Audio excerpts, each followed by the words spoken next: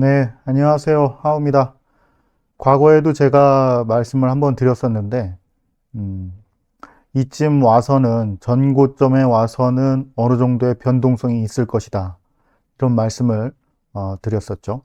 자, 오늘은 그 투자의 중요한 그 세 가지를 제가 오늘 좀 말씀드리려고 이렇게 영상을 켰습니다. 자, 투자의 중요한 세 가지. 네, 그 중에서 우선 첫 번째, 투자의 확실성입니다. 투자의 확실성. 자, 사람들이 원하는 것은 정확한 정보가 아니죠. 사람들이 원하는 것은 확실성입니다. 내가 투자하고 있는 것이 주식이든, 코인이든, 부동산이든 무조건 오른다는 확실성을 누구나 간절히 원하고 믿고 싶어 합니다. 여러분들은 지금 투자의 확실성을 가지고 있습니까? 내가 가지고 있는 코인, 비트코인이든 이더리움이든 다른 알트코인이든 그 코인들이 내가 원하는 목표까지 갈 수 있을 거라는 그런 확신 말이죠. 그런 확신을 가지기 위해서는 적어도 내가 왜 이 코인을 샀는지 알아야 하고, 사기 전에 수십 번 생각하고 알아보고 공부해야 합니다. 그런 거 하기 싫어서 유튜브에서 사라는 코인 사고, 며칠 오른다고 좋아하고, 떨어지면 내가 왜 이걸 샀는지 후회하는 행동은 정말 어리석은 짓입니다.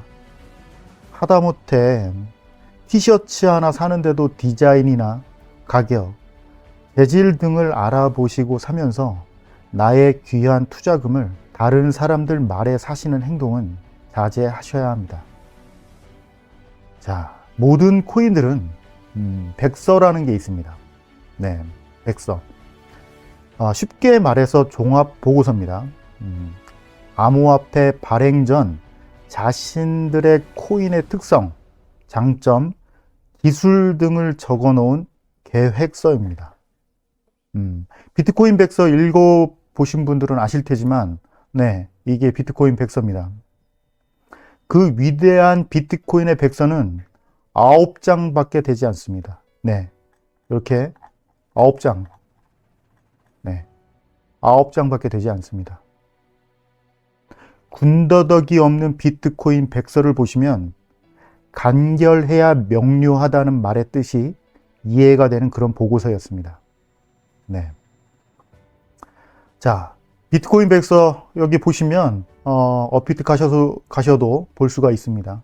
네, 비트코인 찍어 보시고 시세 옆에 정보 있죠? 여기 보면 국문 백서, 원문 백서. 아까 좀 전에 보여드렸던 게 원문 백서. 그걸 국문으로 바꿔놓은 게 국문 백서입니다. 모든 코인들, 네, 다 보면 다 있습니다. 이런 식으로요. 네, 리플 백서, 뭐 이오스부터 시작해서, 네, 스팀, 솔라나 다 볼 수가 있습니다. 한번 보시고 내가 이걸 투자하는 데 있어서 이 사람들이 왜 이거를 개발하고 어떤 장점과 기술을 가지고 개발하는지는 투자하는 데 있어서 한 번을 읽어보셔야 할 그런 내용입니다. 네. 그래서 저는 17년, 21년의 주 포지션이 알트였지만 22년도부터는 비트코인을 60% 이상으로 리밸런싱 하였습니다.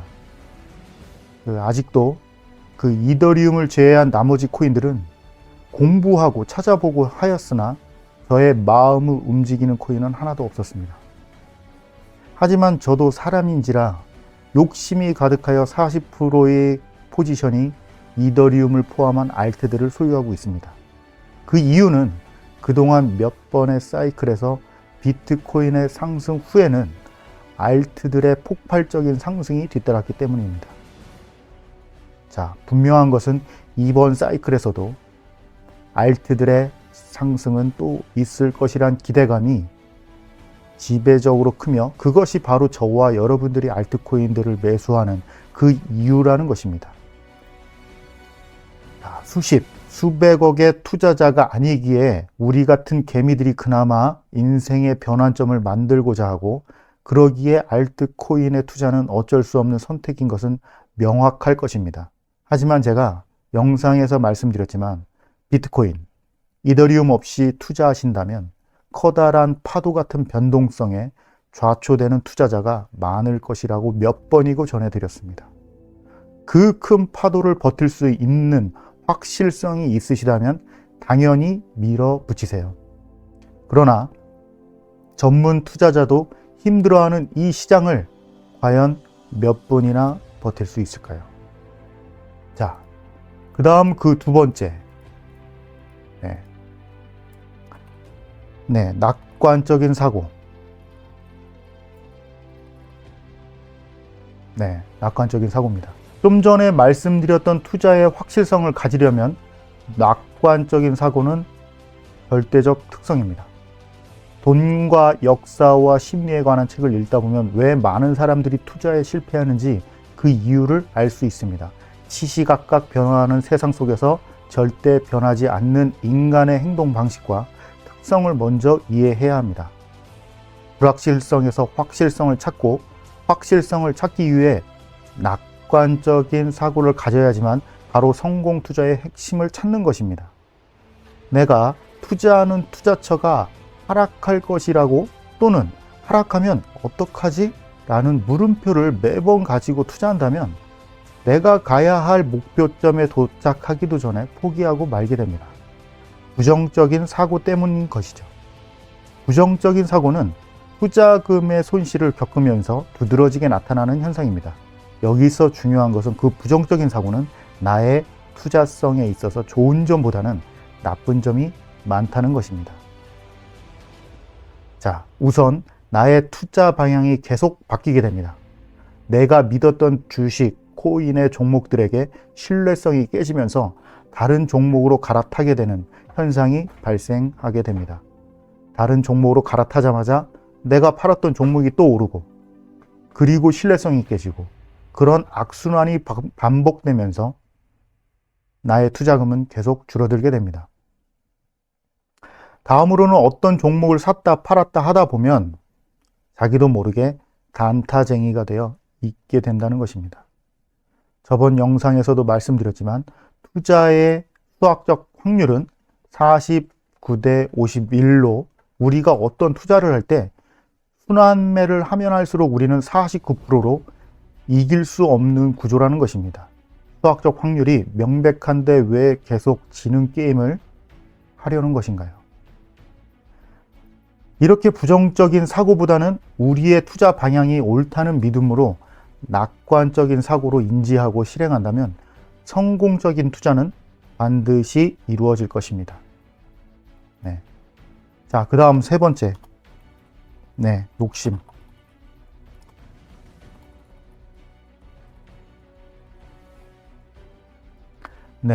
그 중에서도 시기심을 제어하셔야 합니다. 자, 욕심, 욕망에 대해서는 제가 여러 영상에서 반복해서 말씀드렸던 내용입니다. 중요하니까요. 저와 저의 지인들이 욕심으로 투자해서 손실을 많이 봤었던 일화도 말씀드렸었죠. 욕심이라고 결코 나쁜 것은 아닙니다. 욕심이 있어야 투자를 하고 투자를 해야 돈을 벌 수 있는 것이죠. 하지만 제가 말하는 것은 과도한 욕심입니다. 오늘은 욕심보다는 그 시기심에 대해서 좀 말씀드리려고 합니다. 워렌 버핏과 오랜 세월을 같이 투자했던 찰리 멍거는 이렇게 말했었죠.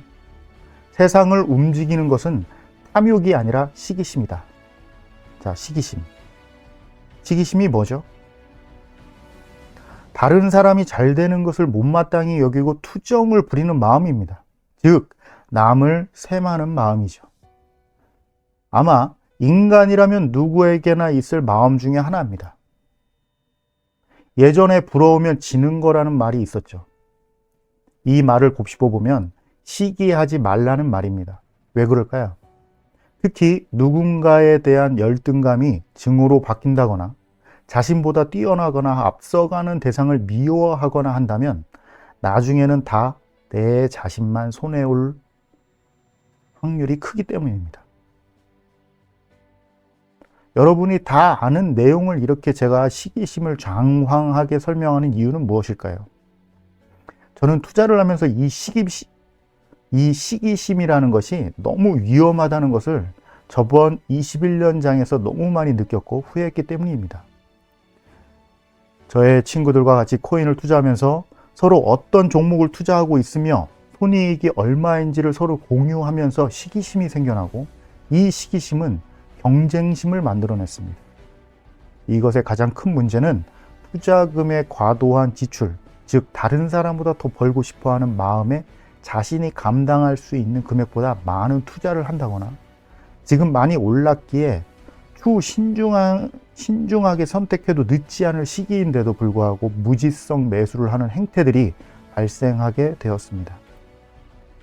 이런 시기심은 나의 투자 관념과 방향성을 잃게 만드는 해무와도 같았고, 지금도 가장 피해야 할 심리 중에 하나입니다.